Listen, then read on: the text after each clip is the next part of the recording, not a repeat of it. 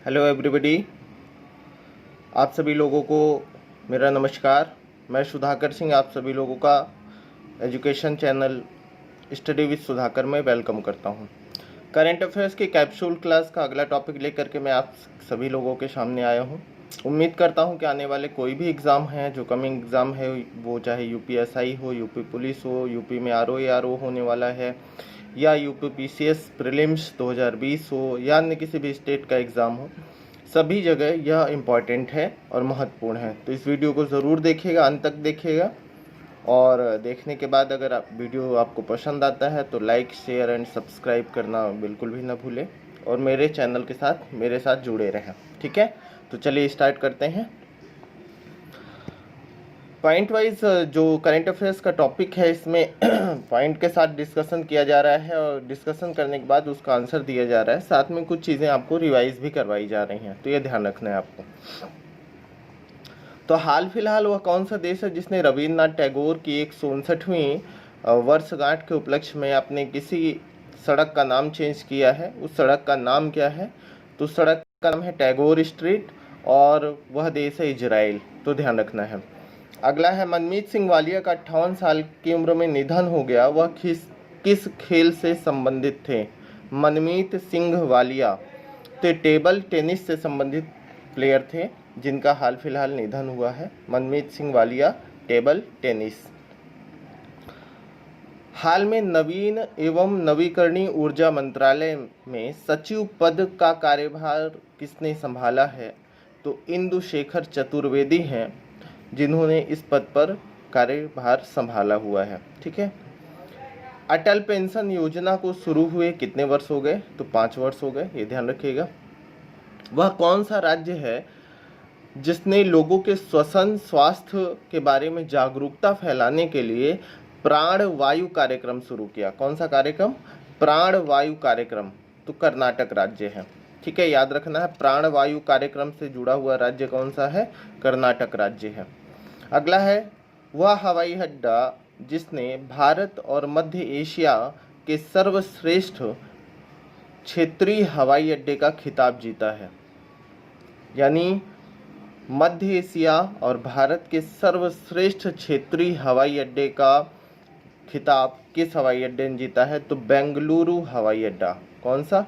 बेंगलुरु हवाई अड्डा, ध्यान रखना है।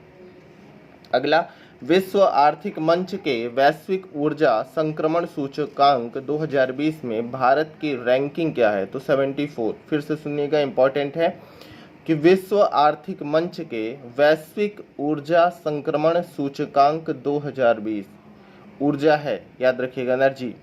वैश्विक ऊर्जा संक्रमण सूचकांक 2020 में भारत का स्थान 74, बिल्कुल भी नहीं भूलना है, मोस्ट इंपॉर्टेंट है।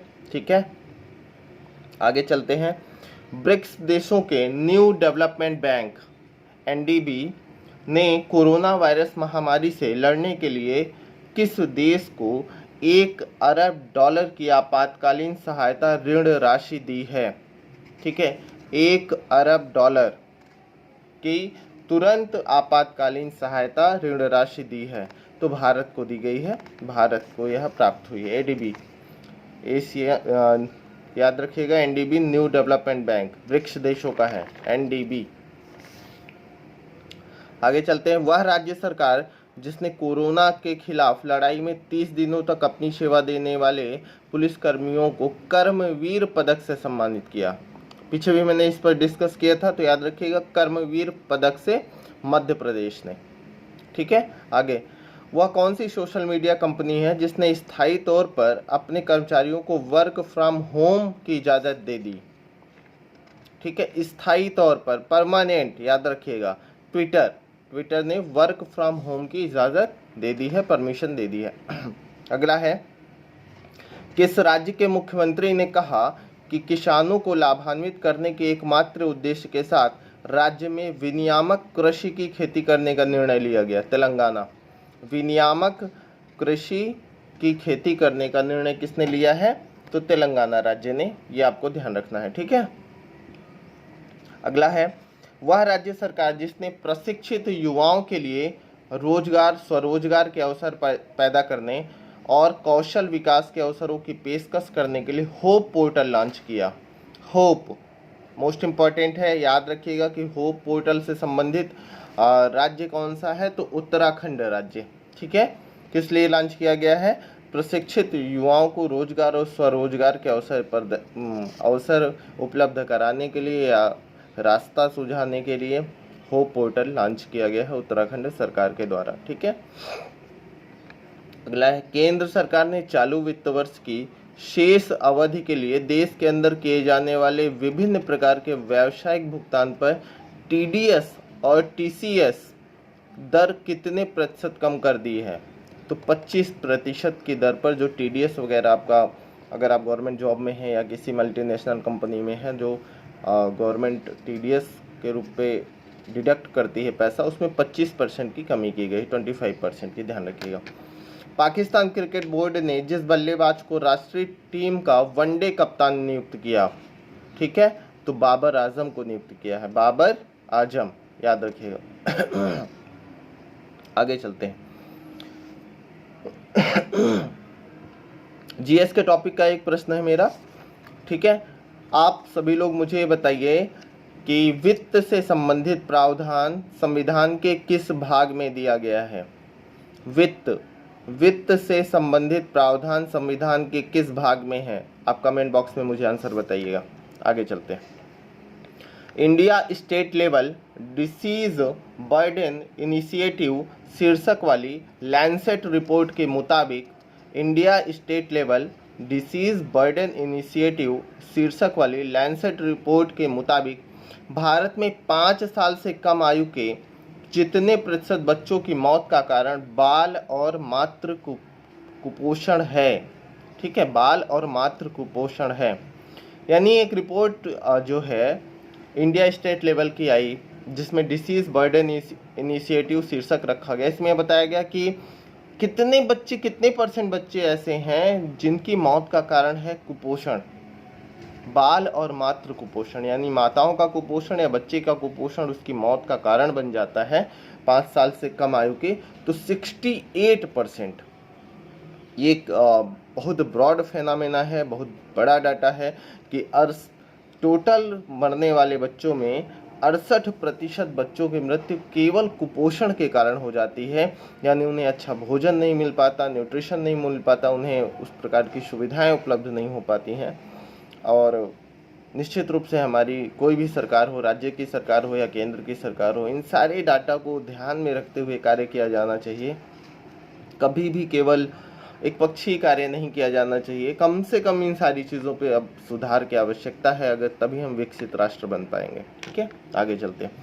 हाल में कौन सा देश है जिसने फील यू ब्रेसलेट विकसित किया? यानी सोशल डिस्टेंसिंग सुनिश्चित करने के लिए फील यू नाम का ब्रेसलेट बनाया है, ब्रेसलेट विकसित किया है कि आप उसे पहने रहिए और उससे आपको ये फील होगा कि सोशल डिस्टेंसिंग मेंटेन रहे। तो वो इटली है, इटली ने फील यू ब्रेसलेट विकसित किया है। ठीक है, में भी इलेक्ट्रॉनिक ब्रेसलेट होगा जो एक दूसरे से नज़दीक आने पे आपको वीप के द्वारा या साउंड के द्वारा आपको सचेत करेगा। अगला है झारखंड की Sohrai Khovar painting, most important for in exam. Jharkhand की सोहराई खोवर पेंटिंग, और वह कौन सा राज्य है जिसकी तेलिया रुमाल को भौगोलिक संकेतक रजिस्ट्री द्वारा जीआई टैग दिया गया है? यानी झारखंड की तो सोहराई खोवर पेंटिंग है जिसे जीआई टैग मिला है, और तेलिया रुमाल कहाँ का है? तेलिया रुमाल, तो तेलिया रुमाल है तेलंगाना का, याद रखिएगा, ते से तेलिया, ते से तेलंगाना, तो तेलंगाना का है, जिन दोनों को जीआई टैग हाल फिलहाल प्रदान किया गया है। तो ये आप ध्यान रखेंगे कि झारखंड का सोहराई खोवर पेंटिंग और तेलंगाना का तेलिया रुमाल मोस्ट इम्पॉर्टेंट है, बिल्कुल भी आप मिस नहीं करेंगे। झारखंड का सोहराई खोवर पेंटिंग, यहाँ तक कि यूपीएससी में भी पूछे जाने की पूरी संभावना रहेगी इस पर। तेलंगाना का तेलिया रुमाल, क्योंकि एक बार इसी तरीके से अगर देखा जाए तो मधुबनी पेंटिंग के बारे में प्रश्न आ चुका है, और मधुबनी पेंटिंग का संबंध किस राज्य से है आप ये मुझे निश्चित तौर से कमेंट बॉक्स में ज़रूर बताइए। अगला है, हाल में किस देश ने किस देश में किए गए एक अध्ययन में चिकित्सकों ने कोविड-19 के संपर्क में आने वाले बच्चों में कावासाकी रोग जैसे लक्षणों वाली एक असामान्य बीमारी फैलने के बारे में जानकारी दी। ठीक है, कौन सा रोग? कावासाकी रोग। तो ये भी इटली है। इटली में इस प्रकार का एक नया रोग पाया गया, कावासाकी, जो कोरोना के साथ साथ फैला है, ध्यान रखना है। केंद्रीय स्वास्थ्य मंत्री डॉक्टर हर्षवर्धन ने कोविड-19 मरीजों की जांच के लिए हाल ही में जिस नामक परीक्षण मशीन राष्ट्र को समर्पित किया, वो किस नाम की परीक्षण मशीन है? तो कोबास 6800 यानी कोबास 6800, याद रखिएगा ये मशीन है कोबास 6800। किस परीक्षण के लिए? कोविड-19 के परीक्षण से जुड़ी हुई है। अगला है भारतीय पुरातत्व सर्वेक्षण ASI के नए महानिदेशक के रूप में किसकी नियुक्ति की गई? भारतीय पुरातत्व सर्वेक्षण वी विद्यावती जी की। किसकी? वी विद्यावती, याद रखिएगा, वी विद्यावती की नियुक्ति की गई है भारतीय पुरातत्व सर्वेक्षण विभाग में। आगे चलते हैं। मनमीत सिंह वालिया किससे संबंधित हैं? कमेंट बॉक्स में बताइए, अभी पीछे मैंने बताया था। ठीक है, हाल में नवीन एवं नवीकरणीय ऊर्जा मंत्रालय में सचिव पद का कार्यभार किसने संभाला? इंदुशेखर चतुर्वेदी ने। ठीक है, नवीन एवं नवीकरणीय ऊर्जा मंत्रालय में सचिव पद का कार्यभार किसने संभाला है? तो इंदुशेखर चतुर्वेदी ने संभाला है, ध्यान रखिएगा। हाल फिलहाल भारतीय सेना द्वारा सामान्य नागरिकों को कितने साल के लिए सेना में शामिल करने से संबंधित प्रस्ताव पर चर्चा किया जा रहा है कि सामान्य रूप में आम नागरिक को एक उम्र होगी, क्राइटेरिया होगा, लेकिन उस क्राइटेरिया के बेस पे सीधे शामिल कर लिया जाएगा। तो 3 साल, याद रखिएगा, 3 इयर्स के लिए शामिल करने की बात की जा रही है। अगला है, वह राज्य सरकार जिसने हाल में राज्य में फसल उत्पादन को प्रोत्साहित करने के लिए राजीव गांधी किसान न्याय योजना शुरू करने का फैसला किया। कौन सी योजना? राजीव गांधी किसान न्याय योजना। तो छत्तीसगढ़ राज्य है, ध्यान रखेंगे कि राजीव गांधी किसान न्याय योजना से संबंधित राज्य कौन सा है? छत्तीसगढ़ है। अगर ये प्रश्न पूछा जाता है तो याद रखिएगा कि राजीव गांधी से संबंधित योजना का नामकरण है, तो बीजेपी तो करेगी नहीं। ठीक है, तो अदर स्टेट में छत्तीसगढ़, ध्यान रखिएगा। अगला है, पद्म भूषण पुरस्कार से सम्मानित और जिस देश के राष्ट्रीय प्रोफेसर अनीस सुज्जमान का 83 वर्ष की उम्र में निधन हो गया। ठीक है, पद्म भूषण से सम्मानित थे, किस देश के प्रोफेसर थे? अनीस सुज्जमान, जिनका हाल फिलहाल निधन हुआ है। तो बांग्लादेश से संबंधित, याद रखिएगा। अनीस सुज्जमान का संबंध किस देश से था? बांग्लादेश से है, ये बिल्कुल आपको ध्यान रखना है, बांग्लादेश से संबंधित है। हाल में भारत सरकार, पश्चिम बंगाल सरकार और विश्व बैंक के मध्य पश्चिम बंगाल के दामोदर घाटी कमान क्षेत्र, कहाँ? दामोदर घाटी कमान क्षेत्र में सिंचाई सेवाओं तथा बाढ़ प्रबंधन के लिए ऋण समझौता हुआ। कितना ऋण समझौता हुआ? कितने पैसे का? तो वो है $145 मिलियन, $145 मिलियन का समझौता हुआ है। तो इम्पॉर्टेंट है, किन राज्य किसके किसके बीच हुआ? विश्व बैंक के बीच, पश्चिम बंगाल राज्य के बीच और भारत सरकार के बीच। किस बेस पे हुआ है? दामोदर घाटी कमान क्षेत्र पर $145 मिलियन का समझौता हुआ है, याद रखना भाई लोगों प्यारे। ये सारे जो क्वेश्चंस हैं मोस्ट इम्पॉर्टेंट हैं और एग्ज़ाम में पूरी तरीके से पूछे जाने की संभावना है, इसीलिए मैं डिस्कस कर रहा हूँ कि आप इसे निश्चित रूप से दिमाग में ज़रूर बिठाइए। ठीक है, थोड़ा सा प्रयास है मेरा जिससे आपको थोड़ा सहयोग प्राप्त हो सके और एग्ज़ाम में आप थोड़ा सा अपने आप को कंफर्ट हो सके। तो बार बार सुनिएगा, दिमाग में बिठाइएगा। आगे चलते हैं। स्टार्टअप को बढ़ावा देने के लिए साइबर स्पेस एक्सेलेरेटर लॉन्च किया गया। किस राज्य ने लॉन्च किया? स्टार्टअप को बढ़ावा देने के लिए साइबर स्पेस एक्सेलेरेटर किसने लॉन्च किया? कर्नाटक ने लॉन्च किया, याद रखिएगा। साइबर स्पेस एक्सेलेरेटर स्टार्टअप को प्रमोट करने के लिए। कौन सी राज्य सरकार है जिसने सैनिकों के लिए निःशुल्क बस सेवा शुरू की है? सैनिकों के लिए निःशुल्क बस सेवा शुरू की तो राजस्थान सरकार ने शुरू किया है। किसने शुरू किया है? राजस्थान सरकार ने शुरू किया है। हाल ही में बेंजामिन नेतन्याहू जितनी बार इजराइल के प्रधानमंत्री बने, यानी वो किस नंबर के प्रधानमंत्री हो गए, कौन सा कार्यकाल उनका हुआ, तो बेंजामिन नेतन्याहू जो है, जो इजराइल के प्रधानमंत्री है, ये 5वीं बार वहां के प्रधानमंत्री बने। ठीक है, कितनी बार? 5वीं बार बेंजामिन नेतन्याहू, याद रखिएगा, इंपॉर्टेंट है, पूछा जा सकता है अंतर्राष्ट्रीय परिदृश्य में। अगला है, कौन सा देश है जिसके वैज्ञानिकों ने सुपर अर्थ की खोज की है, यानी किस देश के वैज्ञानिकों ने सुपर अर्थ की खोज की, तो न्यूजीलैंड।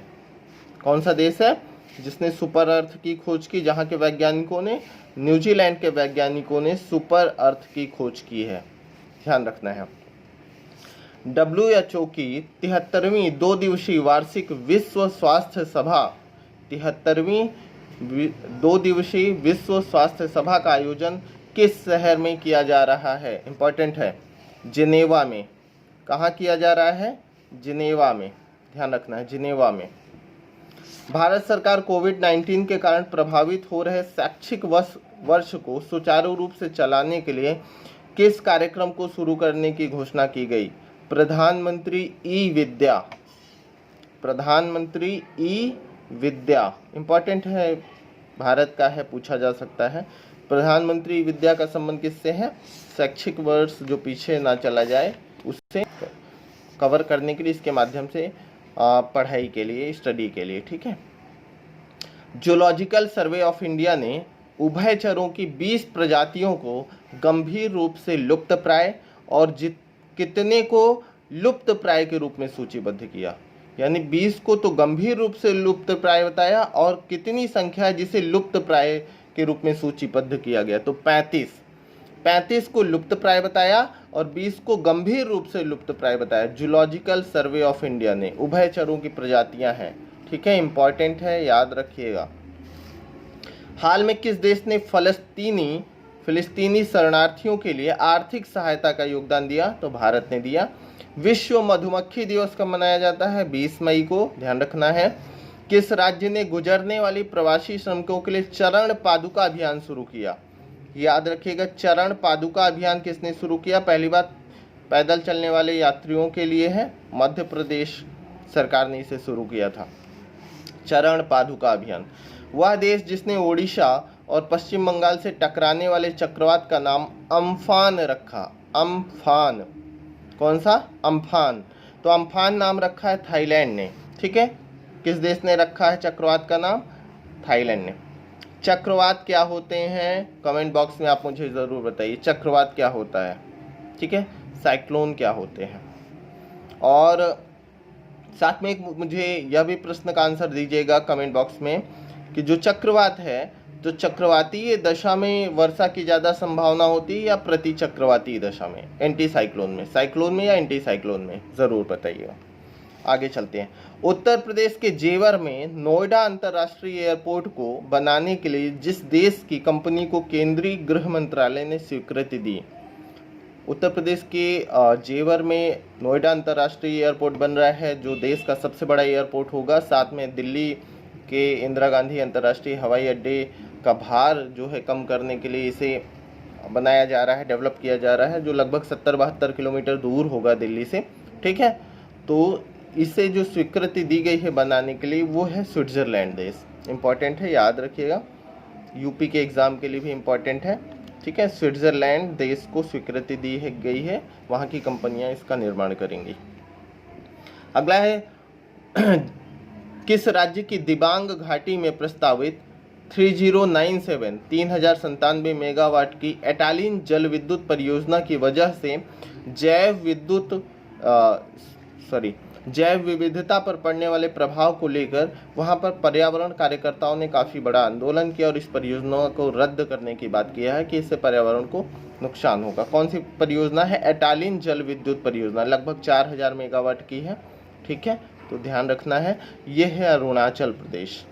तो एटालिन परियोजना का जो विरोध हो रहा है वो अरुणाचल प्रदेश में हो रहा है, कारण जैव विविधता की नुकसान की दृष्टि से ये कहा जा रहा है कि यहाँ पर बायोडाइवर्सिटी का काफ़ी ज़्यादा नुकसान होगा। अगला प्रश्न है आपके लिए यहाँ पर कि भारत में सबसे ज़्यादा बायोडाइवर्सिटी कहाँ पाई जाती है, जैव विविधता कहाँ पाई जाती है। भारत में सबसे अधिक जैव विविधता कहाँ पाई जाती है, ये आप मुझे कमेंट बॉक्स में बताइए। नहीं आता है तब भी बताइए, फिर मैं इसका आंसर दे दूंगा, लेकिन प्रयास करिए। हाल में किस बैंक ने वीडियो के जरिए केवाईसी स्वीकार करने का प्रोसेस शुरू किया और देश का पहला बैंक बन गया जो वीडियो से केवाईसी ले रहा है? वो है कोटक महिंद्रा बैंक। ठीक है, तो इम्पोर्टेंट है, पूछ सकता है। कोटक महिंद्रा बैंक पहला बैंक है जिसने केवाईसी शुरू किया, वीडियो के जरिए केवाईसी का प्रावधान शुरू किया, ध्यान रखेंगे। अगला है आतंकवाद विरोधी दिवस कब मनाया जाता है? 21 मई को, आतंकवाद विरोधी दिवस। अगला है भारत और किस देश में हाल ही में 5 नए बंदरगाहों और 2 नए प्रोटोकॉल मार्गों के संचालन के लिए समझौते पर हस्ताक्षर किया? ठीक है, तो भारत और किस देश ने हाल ही में 5 नए बंदरगाहों और 2 नए प्रोटोकॉल मार्गों के संचालन के लिए एक समझौते पर हस्ताक्षर किया? तो बांग्लादेश है। कौन सा देश है? बांग्लादेश ने इस समझौते पर हस्ताक्षर किया है, ध्यान रखेंगे, ज़रूरी है। अगला है कोविड-19 का टीका बनाने के लिए भारत बायोटेक और जिस देश के फिलाडेल्फिया स्थित थॉमस जेफरसन विश्वविद्यालय के बीच समझौता हुआ? तो ये फिलाडेल्फिया स्थित थॉमस जेफरसन विश्वविद्यालय कहाँ है? अमेरिका में। तो अमेरिका और भारत बायोटेक के मध्य समझौता हुआ है, ध्यान रखना है। चीन की सरकार ने हाल में जिस देश के निर्यात पर 80% का टैरिफ लगा दिया है? ऑस्ट्रेलिया के निर्यात पर 80% का टैरिफ लगा दिया है, ध्यान रखना है। अगला है किस देश के प्रधानमंत्री थॉमस थबाने ने औपचारिक रूप से अपने पद से इस्तीफा दे दिया? थॉमस थबाने, तो लेसोथो एक देश है छोटा सा, वहाँ के हैं ये थॉमस थबाने, जिन्होंने हाल फिलहाल इस्तीफा दे दिया है। ठीक है, तो ये ध्यान रखिएगा। इस प्रकार से ये कैप्सूल क्लास में करंट अफेयर्स का आपका 4th पार्ट रहा। 2-3 बार देखिएगा, दिमाग में बिठा लीजिएगा, निश्चित रूप से यहाँ से प्रश्न आने हैं। अगले टॉपिक के साथ जल्दी ही मिलते हैं। उम्मीद करता हूँ कि चीज़ें बेहतर लग रही होंगी। अगर आपको बेहतर लग रहा है तो निश्चित रूप से आप कमेंट बॉक्स में मुझे ज़रूर बताइए। साथ में मेरे वीडियो को शेयर करिए, लाइक करिए, सब्सक्राइब करिए और कंटिन्यू मेरे साथ जुड़े रहिए। Have a good day, good luck, bye bye.